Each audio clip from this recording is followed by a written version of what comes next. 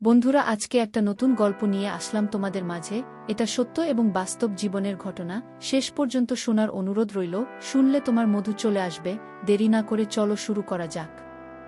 দিন আমার কাছে 15 বছর বয়সী একটি ছেলে হাজির হলো। সে এমন একটি ইচ্ছা প্রকাশ করুক যা শুনে আমি কিছুটা বিস্মিত হলাম। এত অল্প বয়সে এত সাহসের সঙ্গে নিজের মনের কথা বলতে পারা সত্যিই বিরল। আমি ভাবলাম তার কম বয়স ও সরলতার কথা বিবেচনা করে চুপ থাকাই ভালো হবে। তবে সে সময় আমার কিছুটা অর্থের প্রয়োজন ছিল। তাই মনে মনে ভাবলাম, এই ছেলেটি তো আমার কোনো ক্ষতি করতে পারবে না। এই ধরনের ব্যাপার সাধারণত 21 মিনিটের বেশি স্থায়ী হয় না। তাই এটাকে আমার জন্য একটা সুযোগ হিসেবে দেখা যেতে পারে। তারপর আমি সেই 15 বছরের ছেলেকে যা ভেবেছিলাম তা আমার সম্পূর্ণ ভুল ছিল। তার বয়স কম হলে কি হবে, সে তো আমার সাথে সারা রাত। বাকিটা গল্পতে বলছি। আমার নাম লিজা। বয়স 18। আমি একজন স্বাধীন এবং আত্মনির্ভরশীল মেয়ে, দেখতে বেশ সুন্দর ও আকর্ষণীয়। ছোট্ট একটি শহরে থাকি, যেখানে সবাই সবাইকে চেনে। আমার বাবা মা অনেক ছোটবেলাতেই মারা গেছেন, তাই একা থাকার অভ্যাস গড়ে তুলেছি। জীবনের সরল ধারা বজায় রেখে চলতে পছন্দ করি। নিজেকে নিয়ে অহংকার করার কোনো প্রয়োজন বোধ করি না। শহরের বাইরে আমার শান্তিপূর্ণ একটি বাড়ি আছে, যেখানে গাছপালা ও ফুলের বাগান রয়েছে। সকালে যোগ ব্যায়াম করি এবং বাগানের যত্ন নিই। আর্থিক অবস্থা খুব একটা ভালো না হলেও পরিশ্রম চালিয়ে যাচ্ছি। বই আমার প্রিয় সঙ্গী। বিশেষ করে রোমাঞ্চকর প্রেমের গল্প। একা থাকি বলে ঘরের সব কাজ নিজেই করি। সেদিন একটু গরম ছিল, তাই কিছুক্ষণ বিশ্রাম নিচ্ছিলাম। এমন সময় দরজায় হালকা করা নাড়ার শব্দ হল। দরজা খুলতেই দেখি পাশের বাড়ির ছেলে আবির দাঁড়িয়ে আছে। আবির মাঝে মধ্যে আমার বাড়িতে আসে। আমাদের মধ্যে ভালো বোঝাপড়া রয়েছে। আমাদের বাড়ির আশপাশে প্রায় একটি ছেলে ঘুরে বেড়ান। বয়স খুব বেশি হলে 15 বছর হবে। তার চোখে কৌতূহলের ঝিলিক ছিল, যে অনেক কিছু বলতে চায়, কিন্তু বলতে পারছে না। একদিন সেই ছেলেটি এসে বলল, দিদি, আপনার কাছে আমার কিছু প্রয়োজন। তার চোখে এক ধরনের উত্তেজনা ছিল, যে কিছু লুকোতে চাইছে। আমি তাকে ঘরে আসতে বললাম এবং জিজ্ঞেস করলাম, তোমার কি প্রয়োজন? ঘরে ঢোকার পর তার চোখে কিছুটা অদ্ভুত ঝিলিক লক্ষ্য করলাম। সে এমনভাবে তাকাচ্ছে যেন কিছু বলতে চায়, কিন্তু বলতে পারছে না। তার দৃষ্টি বারবার আমার দিকে যাচ্ছিল, যা আমাকে কিছুটা অস্বস্তিতে ফেলেছিল। তারপর সে বলল, আমি একা থাকি এবং আপনার সঙ্গে একান্তে কথা বলতে চাই। আমি আপনাকে কোনো অসুবিধায় ফেলবে না, বরং আপনার প্রয়োজনে সাহায্য করব। আমি ছেলেটিকে মাথা থেকে পা পর্যন্ত একবার দেখে নিলাম। উচ্চতায় বেশ লম্বা হলেও বয়সে খুব কম। আমি বিনয়ের সঙ্গে জানিয়ে দিলাম, তুমি এখনো ছোট এবং আমি মনে করি না তোমার বয়স এই ধরনের কাজে উপযুক্ত। কিন্তু সে হেসে বলল, আমি ছোটবেলা থেকেই অনেক অভিজ্ঞতা পেয়েছি। মাত্র 10 বছর বয়স থেকেই কাজকর্ম করছি। আমার কোনো পরিবার নেই। আমি একাই সব কিছু সামলাই। আমাকে বিশ্বাস করুন। আমি আপনাকে নিরাশ করব না, বরং আপনার প্রত্যাশা পূরণ করতে পারব। তার কথা শুনে আমি সত্যিই বিস্মিত হলাম। এই ছোট্ট ছেলেটি এত কিছু কেমন করে বলছে? বুঝতে পারছিলাম। আমি জিজ্ঞেস করলাম, তোমার বাবা মা কোথায়? সে বলল, আমি একা, বাবা মা নেই। অনেক ঘুরে বেরিয়েছি, এবার এই কাজ শুরু করেছি এবং ভালোই চলছে। এখন আমি এই কাজটা আরও বাড়াতে চাই। তাই আপনার সঙ্গে কথা বলতে এসেছি। যদি আপনি সাহায্য করেন তবে আপনার উপকারে আসতে পারব। তার এই কথা শুনে আমি অবাক হলাম। আসলে আমারও এমন একজন সহকারীর প্রয়োজন ছিল, যে ছোটখাটো কিছু কাজ সামলে দিতে পারবে। তাই তার প্রস্তাব গ্রহণ করলাম। পরবর্তী সময়ে সে আমাকে একটি চুক্তির প্রস্তাব দিল। চুক্তি অনুযায়ী প্রতি মাসে কিছু অর্থ প্রদান করবে, যা আমার জীবিকার জন্য সহায়ক হবে। তবে মনে মনে ভাবলাম, যদি কোনো কারণে সময়মতো অর্থ দিতে না পারে, তবে আমার জন্য সমস্যা হতে পারে। তবে ছেলেটি মাত্র 15 বছরের এবং সহজেই তাকে প্রয়োজন অনুযায়ী পরিচালনা করতে পারব। এইভাবে চুক্তি পাকাপাকি করলাম। আমি একা ছিলাম, তাই দোকানটি তাকে ভাড়া দিয়ে দিলাম। সে বল দোকানে সে থাকতে চায়, কারণ তারা বড়জোর বলতে কেউ নেই। এতদিন রাস্তার উপর কাজ করত, এখন দোকানে সেটি চালাবে। এতে আমার আপত্তির কিছু ছিল না। তাকে বললাম, ঠিক আছে, শুধু সময় মতো টাকা দিয়ে দিও। এরপর সে দোকানে নারীদের ব্যবহারের কিছু সামগ্রী এনে সাজিয়ে রাখুন। কিছুদিনের মধ্যেই তার ব্যবসা জমে উঠল। সারাদিন দোকান খোলা রাখতে এবং অনেক মহিলা তার দোকানে কেনাকাটা করতে আসতেন। রাত হলে দোকানে ঘুমিয়ে পড়ত। দীর্ঘদিন ধরে দোকানটি খালি ছিল। আগেও কয়েকবার দোকানটি ভাড়া দিয়েছিলাম, কিন্তু কেউ বেশি দিন এখানে থাকতে পারেনি। সবাই বলতো এই জায়গাটা ব্যবসার জন্য উপযুক্ত নয়। এমনকি আমি ভেবে নিয়েছিলাম দোকানটি আর কেউ ভাড়া নেবে না, কিন্তু এই ছেলেটি শুধু ভাড়াতেই ছিল না, বরং দোকানটির চালিয়ে বেশ জমিয়ে তুলেছে। আশ্চর্যের বিষয় হল, সে দোকানে নারীদের জন্য জিনিসপত্র রাখতে এবং বেশিরভাগ ক্রেতা ছিল নারীরাই। দোকানের কাজের পাশাপাশি সে আমার ছোটখাটো কাজগুলোতেও সহযোগিতা করত। কর্ম এবং বুদ্ধিমান ছিল সে। দোকানে আসা ক্রেতাদের প্রতি তার আচরণ ছিল বেশ আলী এবং জিনিসগুলো সুশৃঙ্খলভাবে সাজিয়ে রাখত, যা আমাকে মুগ্ধ করেছিল। তার দায়িত্ববোধ সময়ের সঙ্গে বাড়ছিল। প্রতিটি জিনিসে অত্যন্ত যত্ন সহকারে পরিচালনা করতে ক্রেতাদের সেবায় মনোযোগী ছিল, এবং তার কাজ ছিল এক ধরনের সততা ও পরিপাটি ছাপ। সে নিয়মিত তার ব্যবসা উন্নতির জন্য নতুন নতুন আইডিয়া নিয়ে আসত, নতুন কিছু কৌশল প্রয়োগ করেছিল, যার ফলে দোকানের বিক্রিও বাড়তে শুরু করল। কিছুদিন পর আমাদের মধ্যে বন্ধুত্ব গড়ে ওঠে আর সে আমার ছোটখাট কাজে সাহায্য করত। যখন খাবার একটু বেশি তৈরি হতো সেটি দোকানে পাঠিয়ে দিতাম। দোকান আর বাড়ির মাঝে ছোট্ট একটা দরজা ছিল। প্রয়োজন হলে সেই দরজা খুলে আবিরের সঙ্গে কথা বলতাম। ধীরে ধীরে আমাদের মধ্যে সম্পর্কের গভীরতা বাড়তে লাগল। আমি নিজেও একাকী ছিলাম, তাই আবিরের সঙ্গে পেয়ে অনেকটাই ভাল লাগছিল। আসলে আমার কোনো সন্তান ছিল না, আর আমার স্বামী সুরেশ গুরুতর অসুস্থ ছিলেন। সংসার চালানো আমার জন্য কঠিন হয়ে পড়েছিল। কেউ কেউ মাঝে মাঝে সাহায্য করলেও দোকান থেকে আসা টাকাটা আমার জন্য বেশ সহযোগিতা ছিল। তাই আবিরের সঙ্গে সম্পর্কটা ঘনিষ্ঠ রাখার চেষ্টা করছিলাম, যে সে দোকান ছেড়ে না যায় এবং আমার এই ছোট্ট আয়ের উৎস বজায় থাকে। কিন্তু আমি জানতাম না যে ছেলেটিকে আমি ছোট এবং সরল মনে করেছিলাম, সে এতটাও সহজ সরল নয়। আমাদের সম্পর্কের গভীরতা বাড়তে থাকলে আমি তাকে আমার বাড়িতে আসার অনুমতি দিলাম। ছোট ছোট কাজের জন্য সে আমার বাড়িতে চলে আসত, আর বাকি সময়ে দোকানে কাটাতো আমার স্বামী সুরেশের। এতে কোনো আপত্তি ছিল না, কারণ আমার কাছে তখনও 15 বছরের একটি বাচ্চা ছিল। বরং আবিরের উপস্থিতিতে আমাদের জীবনটা অনেকটাই জীবন্ত হয়ে উঠেছিল। আগের মতো একাকিত্ব আর মনোভাব ছিল না। কিছুদিন পর ঋতু পরিবর্তনের কারণে সুরেশের স্বাস্থ্যের অবনতি হতে লাগল।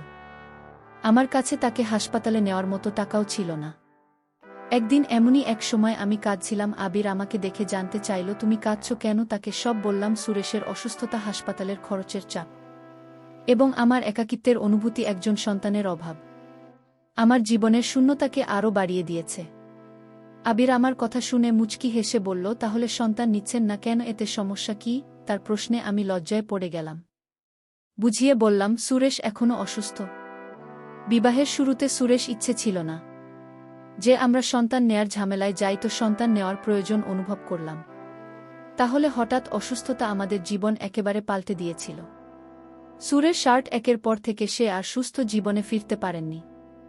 ভালোবেসে বিয়ে করলেও ধীরে ধীরে সম্পর্কটি বাধ্যবাধকতার রূপ নিয়েছিল, কারণ আমার সামনে আর কোনো পথ খোলা ছিল না। আবির হয়তো আমার মুখের অভিব্যক্তি বুঝতে পারছি। সে বলল, আপনাকে চিন্তা করতে হবে না, আমি তো আপনার পাশে আছি। শীঘ্রই আপনার সব সমস্যা দূর হয়ে যাবে। আবিরের কথায় আমার মুখে হাসি ফুটে উঠল। সে এত ছোট হয়েও এত সাহসী যে প্রতিটি সমস্যার মুখোমুখি হতে পারে, আর আমি এত বছর পেরিয়ে এসেও সাহস জোগাতে পারিনি। আবির ছোটবেলায় মাত্র 7 বছর বয়সে তার বাবা মাকে হারিয়েছি, তবুও সে জীবন সংগ্রামে হার মানেনি। নিজের পথ নিজেই তৈরি করেছেন, এবং পাশাপাশি সুরেশেরও যত্ন নিতে শুরু করেছিল। আবিরের সরলতা ও সাহসিকতা আমার মন ছুঁয়ে গেল। তার কথাগুলো আমাকে কিছুটা হলেও স্বস্তি এনে দিল। সে আমার পাশে থাকার প্রতিশ্রুতি দিল এবং আমার একাকিত্বের সঙ্গী হওয়ার প্রস্তাব করল। এতে আমার মনের সাহস ছিল। আমি বললাম, আবির, তোমার প্রতি আমি সত্যিই কৃতজ্ঞ। তোমার কথাগুলো যেন আমার জীবনে নতুন আশার আলো নিয়ে এসেছে। আমার কথায় কিছুটা স্বস্তি হচ্ছিল। আবির বলল, জীবনে সমস্যা আসবেই, কিন্তু আমরা একসঙ্গে সেগুলো পার করতে পারব। তোমার একার সব কিছু সামলানো দরকার নেই। তোমার পাশে একজন সঙ্গী থাকা উচিত, আর আমি আছি তোমার সঙ্গে। একসাথে সুরেশের যত্ন নেব এবং তোমার সমস্যাগুলো দূর করার চেষ্টা করব। আবিরের কথায় যে আন্তরিকতা, সততা ছিল, তা আমাকে গভীরভাবে ছুঁয়ে গেল। সে নিজে অনেক কঠিন সময় পার করছে, তবুও কখনো হাল ছাড়েননি। তার দুই মনোবল আমাকে অনুপ্রাণিত করল। তার কথাগুলো আমাকে প্রশান্তি এনে দিল। আবিরের সাহসিকতা এবং তার ইতিবাচক মনোভাব আমাকে আবার জীবনের প্রতি বিশ্বাস ফিরিয়ে দিন। তোমার সঙ্গে আমার জন্য অনেক মূল্যবান বললাম আবিরকে। কিন্তু তোমার তো নিজের জীবন আছে, নিজের স্বপ্ন আছে। তোমার এত দায়িত্ব কাঁধে নেওয়ার প্রয়োজন নেই। চিন্তা ও সম্মানের সঙ্গে আমি শান্তভাবে উত্তর দিল। আমি অনেক কিছু হারিয়েছি। জীবনের পথচলা সবসময় সহজ হয় না। কিন্তু যখন আমরা অন্যের পাশে দাঁড়াই তখন এক বিশেষ ধরনের আনন্দ পাই। সুরেশের যত্ন নেওয়া আমার কাছে একটি দায়িত্ব, কারণ আমি জানি তিনি তোমার জীবনে কতটা গুরুত্বপূর্ণ। তার কথাগুলো শুনে আমি এক মুহূর্তের জন্য থমকে গেলাম। ভাবতে লাগলাম, কেউ কি সত্যিই এতটা নিঃস্বার্থভাবে সাহায্য করতে পারে? তবে এসব চিন্তা বাদ দিলাম। যখনই আমি কোনো কাজে বাইরে যেতাম, আবির সুরেশের পাশে থাকত এবং তাকে সঙ্গ দিতে। তাদের মধ্যে ঠিক কী কথোপকথন হতো আমি জানতাম না, তবে আমাকে দেখলে আমি শান্ত হয়ে যেত। আবির প্রতিশ্রুতি দিয়েছিল, সে আমার সকল অভাব পূরণ করবে। তার এই কথায় আমার মুখে হাসি ফুটে উঠেছিল। আমি সন্তানের অভাব অনুভব করছিলাম, আর এই শূন্যতা পূরণের ইচ্ছা আমার মধ্যে ছিল। তবে ইচ্ছা আবির কিভাবে পূরণ করবে তা আমার কাছে ছিল এক প্রশ্ন। তবু তার আনন্দের জন্য আমি মনের কষ্টটা গোপন করে হাসি মুখে থাকতাম। কিছুদিন পর হঠাৎ করে আমার শারীরিক অবস্থার কিছুটা পরিবর্তন অনুভব করলাম। অসুস্থ হয়ে পড়লে আবিরে আমাকে চিকিৎসকের কাছে যাওয়ার পরামর্শ দিন এবং অর্থ সহায়তা দিন। চিকিৎসকের কাছে গেলে জানা গেল আমি মা হতে চলেছি। এটা শুনে যেন মাথার উপর আকাশ ভেঙে পড়ল। এটা কিভাবে সম্ভব?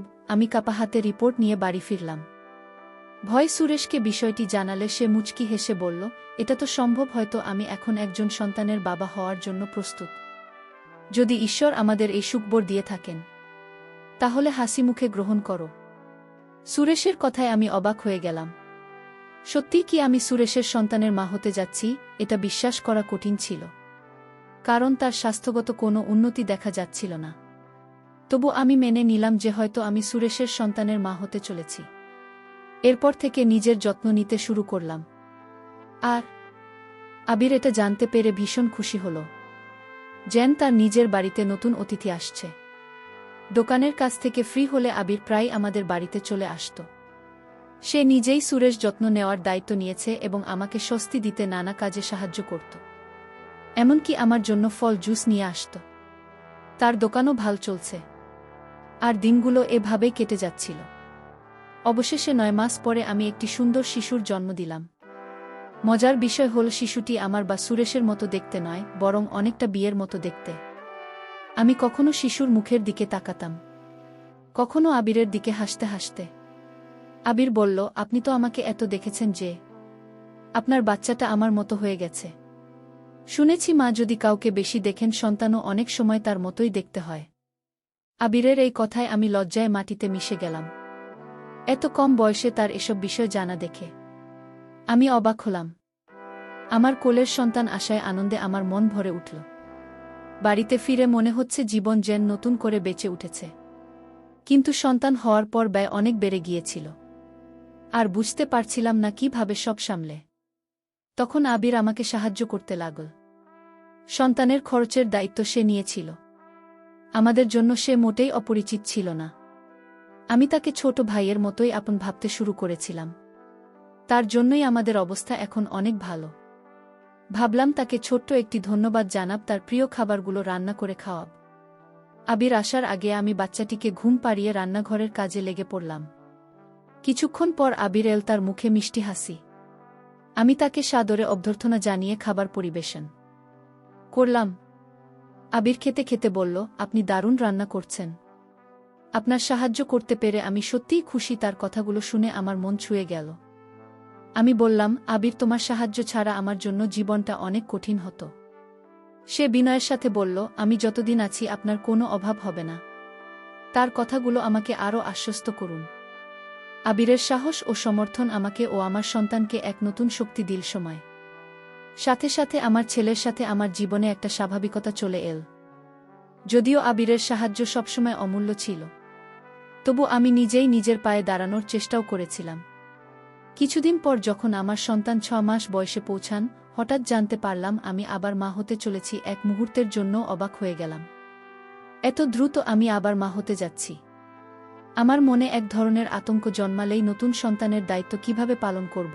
আমার প্রথম সন্তান তো এখনও ছোট, আর সুরেশের দায়িত্ব আমাকে পালন করতে হচ্ছে। আমার চিন্তা দেখে সুরেশ বলল, ঈশ্বর আবারও আমাদের আশীর্বাদ দিতে চলেছেন। এতে ভয় পাওয়ার কিছু নেই। আমাদের প্রথম সন্তান যেমন এসেছে তেমনি দ্বিতীয়টি আসবে। আমি মাথা নিচু করে বললাম, আমাদের সকল দায়িত্ব আবিরের কাঁধে। সে আমাদের কিছু না হলেও তার সাহায্যে আমরা দাঁড়িয়ে আছি। এরই মধ্যে আমাদের দ্বিতীয় সন্তানও এলো, আর আমি 2 সন্তানের দায়িত্ব পালনে ব্যস্ত হয়ে গেলাম। আমি এত ব্যস্ত ছিলাম যে নিজের দেখভাল করার সময় পেতাম না, যা পুরোপুরি আবিরের উপর নির্ভরশীল হয়ে পড়েছিলাম। আবিরের সঙ্গে আমার গভীর বন্ধুত্ব গড়ে উঠেছিল, যেখানে আমরা সব কথা শেয়ার করতাম। সারাদিন সন্তানদের সামলাতাম, রাতে ক্লান্তিতে ঘুমিয়ে পড়তাম। আবির অনেক সময় সন্তানদের ঘুম পাড়াতে অল্প বয়সে এসে আমাদের পরিবারের দায়িত্ব নিয়েছি, যা আমাকে অবাক করত। আবির কখনো অভিযোগ করত না, বরং আনন্দ নিয়ে দায়িত্ব পালন করত, যা আমার জন্য ছিল শান্তির। তবে মাঝে মাঝে মনে হতো তাকে এত বোঝা দেওয়া ঠিক না। একদিন আবির এসে বলল, আপনি আমাকে পর ভাববেন না, আমি সব করতে পারি। তার এই কথাগুলো আমাকে আশ্বস্ত করত। 3 সন্তানের মা হয়ে আমার জীবন বদলে গিয়েছিল। ভেতরের পুরনো খালি ভাবটা মুছে গিয়েছিল। এই বাচ্চাগুলো আমাকে দাও, তুমি শান্তিতে ঘুমাতে পারবে। আবির হাসি মুখে বলল, আমি খুশিমনে বাচ্চাগুলোর হাতে তুলে দিলাম। সে প্রতিবারেরই